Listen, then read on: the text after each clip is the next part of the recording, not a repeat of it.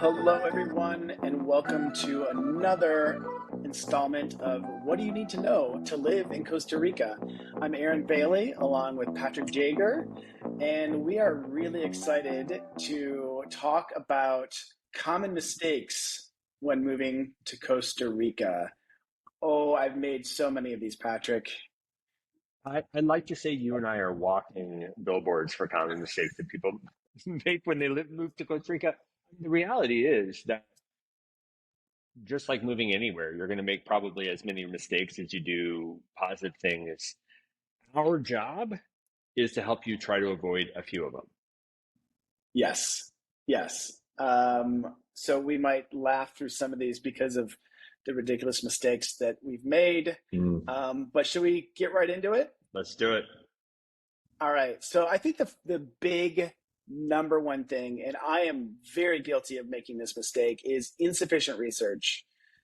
So many people come here on vacation or think life is perfect here. They come to Costa Rica and they're like, I'm moving here, no problem. And then they get here and reality sets in. Um, whether that's picking the wrong place to live in the country or thinking life is going to be a little different here than otherwise. Do your research up front. I can't say that enough. Do your research up front. Lower your expectations. Things are different here. Some things are the same. Some things are very different. Lower your expectations and enter Costa Rica with a posture of like an adventure, right? Like this is Yeah. this is all new and have fun with it. I think the other thing. Oh, go ahead. Well, I was just going to say, I mean, an example of that is you very impulsively bought a place at the beach and then realized all the problems with living at the beach. I did the exact opposite, and maybe I'm way too OCD on the other end. I came on multiple trips and explored and basically said, I have this concentric circle, and then I whittled it down to this circle and this circle so that I really understood where I was where I was moving. Somewhere between the way that you did it and the way I did it is the Yeah. way that you probably should. Right. Which really, this is kind of opposite of our personalities. I'm much more of a planner, and you're more impulsive. That is And we did actually the opposite I hadn't thought about that before. when That's moving to Costa Rica. So really interesting. you know But why? here Because we I had are. a spouse I had to sell. I had a That's spouse I true. had to sell in the idea. That's true. I was like, yeah, let's just buy a house. No problem. I, I think going to that, another one that's really important, kind of on that same vein, is financial planning. Do you know how much money you have to go on? A lot of like we get here's a scenario that we get at your Pura Vida all the time. We'll have someone say, I really want to move to Costa Rica.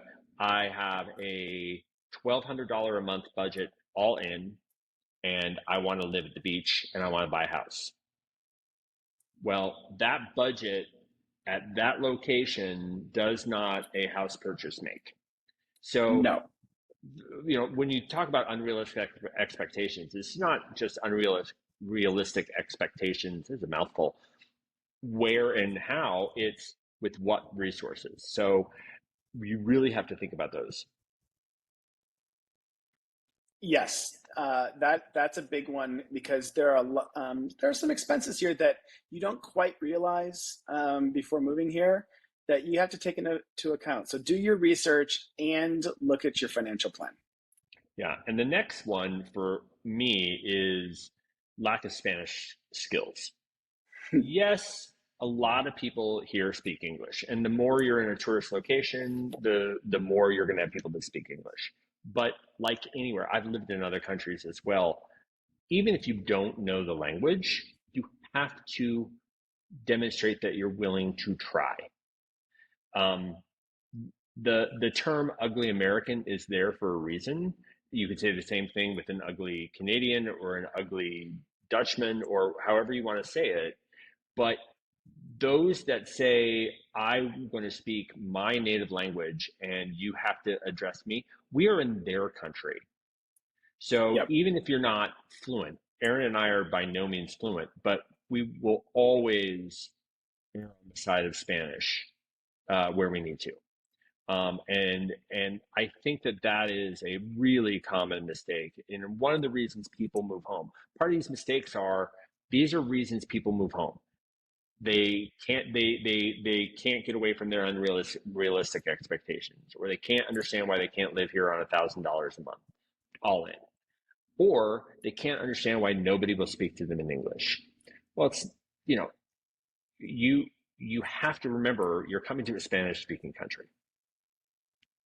What's the And next one? oftentimes when you're meeting someone and getting to know them, you try to speak Spanish, they'll speak English back to you, and they'll actually want to practice their English. So, just a little bit of common courtesy goes a long ways. Absolutely. Um, I think the next one for me is is healthcare, not Mm. researching healthcare considerations. How are you going to, take care of yourself? Now, for if you're, 20 something, 30 something and healthy, you're probably not going to worry too much about this. But Let's the say older you 40 get, something or 50 something and healthy as well. Okay. yes, true.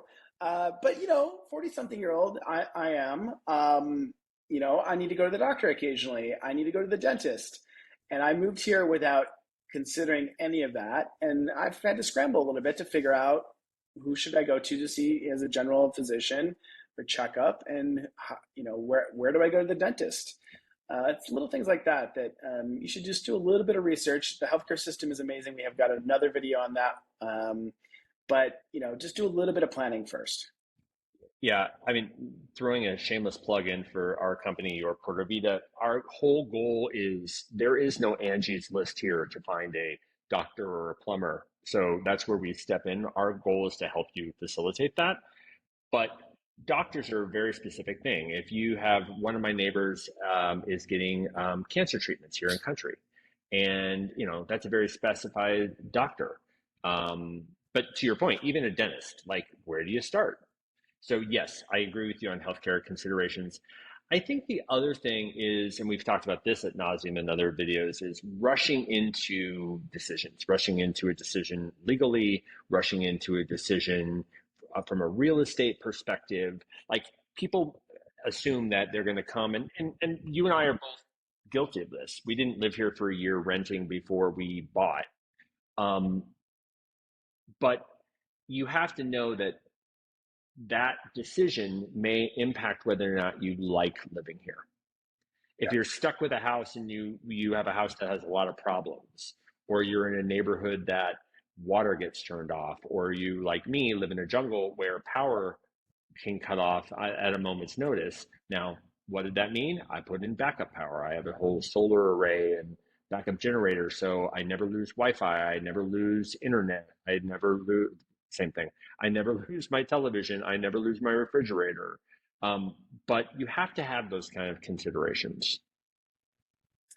And there are so many people that will try to sell you on this fantasy of living in Costa Rica to make a buck. And we just want you to pause, think through, research that, shoot us an email. We can walk you through kind of a more deliberate approach to moving here, so that you're happier in the end. Yeah. The next one I'm going to have you talk about because I've had challenges with shipping and Yeah, overpacking and what do you bring from the States? And I can get everything I need in Costa Rica. I looked at moving my car down here, bad idea for me. I looked at moving furniture down here, bad idea for me. There are so many things that I would love to have that are sitting, embarrassingly enough, in my parents' basement right now. But that's a big decision of what do you ship down, what do you not ship down, what can you buy in Costa Rica. I went shopping for shoes this past weekend, and they were about $100 a pair more than I could get them from the U.S. So I'm going to have a friend bring them down next time he comes.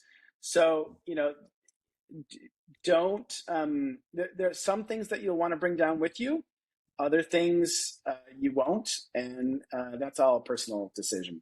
Yeah, agreed. I mean, I notoriously pack four huge suitcases every time I come, full of stuff. Some stuff for you or other people, but I brought exterior lighting. I've brought vacuum. I've brought ruggable rugs for my house. I've brought all kinds of stuff.